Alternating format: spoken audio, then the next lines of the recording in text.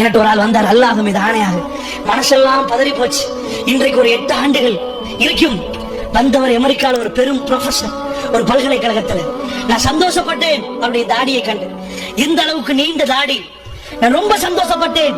ஒரு மார்க்கப்பட்டுள்ளவர் இலங்கையிலிருந்து அங்க போய் சிட்டிசன் எடுத்து இவ்வளவு பெரிய பல்கலைக்கழகத்தில் ஒரு பேராசிரியராக திறமையான ஒருவர் அங்க இருக்கிறார். அவர் என்னோட வந்தார். இங்க வந்து உறவினரை சந்தித்து விட்டு அவர் மகளை என்னிடம் காட்ட கொண்டு வந்தார். என்னன்னு கேட்டேன். அவர் சொன்னார், என் வாழ்க்கை நாசமா போச்சுன்றார். ஏன்டே? அல்ஹம்துலில்லாஹ் நீங்க சிறப்பா இருக்கிறீங்க. மகனை காட்டினார். ஒரு 14-15 இருக்கு. ஸ்மோக் பண்றான் என் முன்னாடி, சிகரெட் குடிக்கிறான். வாப்பான்ற ஒரு மரியாதை இல்ல. என் பொண்டாட்டியை நான் இழந்துட்டேன், அல்லாஹ் மீது ஆணை. அப்படியே கவலைப்பட்டார். எனக்கு நிறைய சொத்து இருக்கின்றார். என் மகனை பாருங்கண்டா, அவன் அங்க காட்டி நாங்கள் ஆபீஸ்ல இருக்கிறோம். என் முன்னாடி ஒரு ஒழுக்கம் இல்ல, ஒரு அடக்கம் இல்ல. பாப்பா முன்னாடி சிகரெட் ஊதுற ஸ்மோக் பண்றான். நான் எப்படி தாங்கிறது? என்ன கல்ச்சர் கேட்டா, அல்லாஹ்வும் இல்லை, அல்லாஹ்வுடைய தூதர் அவங்க மனசுல இல்ல, என்ன சொத்து என்று துடித்தார். அப்ப நினைச்சு பார்த்தா, இவ்வளவு படிச்சு அவர் ஃபேமிலியை இழந்து விட்டு இன்றைக்கு வந்திருக்கிறார். அவர் எவ்வளவு படிச்ச ஒரு பேராசிரியர். அல்லாஹ்வுடைய நல்லடியார்களே, அமெரிக்காவில தாய் தகப்பனுக்கு மரியாதை என்று ஒன்றுமே இல்லை. அவன் வந்தால் கண்ணு முன்னாடி பாப்பா முன்னாடி தைரியமா ட்ரிங்க் பண்ணுவான், ஸ்மோக் பண்ணுவான், தப்பு செய்வான். அவனுக்கு உறவினர் இல்ல, அவர்களுக்கு உறவினர் இல்ல, தாய் பாச தகப்பன் பாசம் இல்ல, அவர்களுக்கு அந்த கல்ச்சரே இல்ல. அதனால அவர் துடிக்கிறார். நான் படித்த படிப்புக்கு அங்க பேராசிரியரான, ஆனா என் லைஃப்ல என் குடும்பத்தை நான் இழந்துட்டேன். அல்லாஹ்வுடைய நல்லடியார்களை கொஞ்ச நேரம் அவனோட பேசணும். என் மனசு வெறுத்து போச்சு. இதுதான் அப்பா கல்ச்சர். ரசூலுல்லாஹி ஸல்லல்லாஹு அலைஹி வஸல்லம் வளர்த்த சமுதாயம் என்ன? மல்லம் யர்ஹம் ஸகீரனா வலம் யாக்கிர் கபீரனா ஃபலைஸ மின்னா. யார் சின்னவர்களுக்கு இரக்கம் காட்டவில்லையோ, யார் பெரியவர்களை மதிக்கவில்லையோ, அவர் என்னை சார்ந்தவர் அல்ல. உங்க குடும்பத்தார்ட்ட சொல்லி ஊட்டி வணங்கு. இன்றைக்கு ஒரு முதியவரை நான் கடிந்து கொண்டாலும் எனக்கு கவலை வரும். பெரியவருக்கு பேசக்கூடாது. ரசூலுல்லாஹ் சொன்னாங்களே, இன்றைக்கு சர்வசாதாரணமா இலங்கையிலும் ஒரு பெத்தெடுத்த தாய் அவளை அழகாக பெத்தெடுத்து கஷ்டத்துக்கு மேல கஷ்டத்தை சுமந்து வகன் அல்லாஹ் குர்ஆன்ல சொல்றான், ஒரு தாய் கஷ்டத்துக்கு மேல கஷ்டத்தோடு ஒரு பிள்ளையை சுமந்தெடுக்கிறாங்க. ரசூலுல்லாஹ் சொல்றாங்க, இந்த உலகத்துல அதிகமா நீ அன்பு காட்ட வேண்டியது யாருன்னு கேட்கிறாங்க, உன் தாய் என்றாங்க. மறுபடி சும்மா யார சொல்லலாம், அப்புறம் யார சொல்லலாம், தாய் என்றாங்க. மறுபடி அடுத்தது யார சொல்லலாம், உன் தாய் தான். அந்த அளவுக்கு தாய் குலத்துக்கு மரியாதை செலுத்தப்பட்ட மார்க்கம்.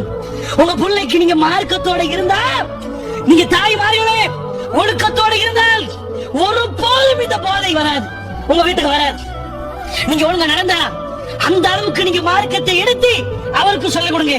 வீட்டுல வாழ்க்கை நடமாடும் குர்ஆன்களாக இந்த மக்கள் வாழணும்.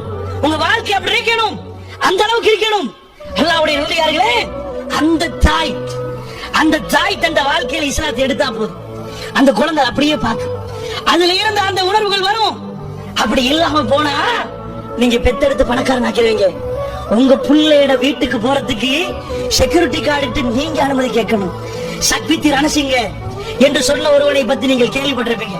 அவன் முடுக்குல பிறந்தவன், படிக்கிற ஆங்கிலத்தை, பெரிய கோடீஸ்வரன் ஆகணும் வெறியாக நிக்கிறான்.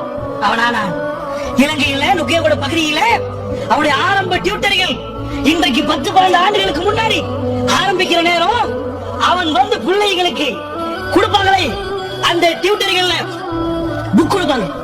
அதுல கையில சங்கிலிய மாட்டிட்டு நான் வெறியாக பிறந்திருக்கிறேன், படித்து கொடுப்பதற்கு வெறியாக பிறந்த போட்டோவை போட்டு சங்கிலியை இப்படி மாட்டி என்ன கிட்ட படிப்புக்காக பிறந்தவன் என்று போட்டோ போட்டு அறிமுகமாகி பல்லாயிரக்கணக்கான ஸ்டூடெண்ட்ஸுக்கு ஆசிரியரா வந்தான்.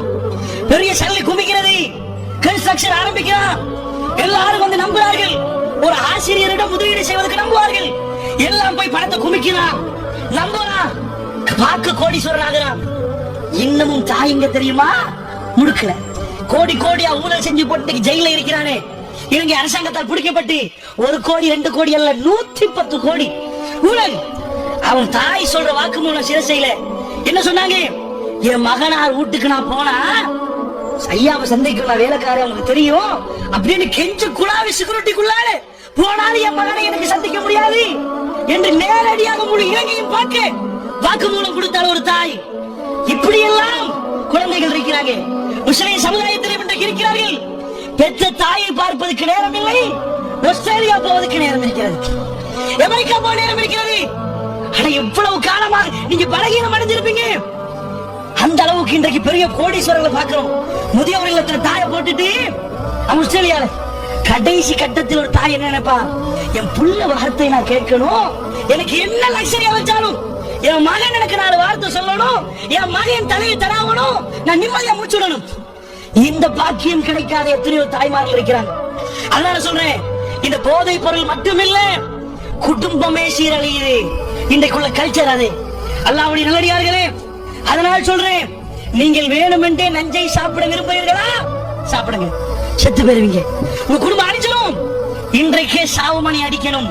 முஸ்லிம் சமூகம் எங்கே எல்லாம் வாழுதோ, நாங்கள் இந்த டிவியில் உள்ள அசிங்கத்தை பார்க்க மாட்டோம். இந்த குடும்ப கதை இதால ஆரம்பிக்கிறது. இந்த ஆபாசத்துக்கு முற்றுப்புள்ளி வைங்க. திருமலை குர்ஆனை எடுங்க, வாழ்க்கையை நிறையாக்குங்க, ஹதீஸை எடுங்க. கண் கலங்கும், உங்க புள்ள மனசு உருகும். தாய் என்றா யாருன்னு சொல்லி கொடுங்க. தாயை மீறி இந்த போதை அது இது ஒன்றுக்கு அடிமையாக மாட்டான். உங்க பிள்ளைக்கு கொடுத்த தாய்ப்பாலை மட்டும் விவரிச்சு சொல்லுங்க.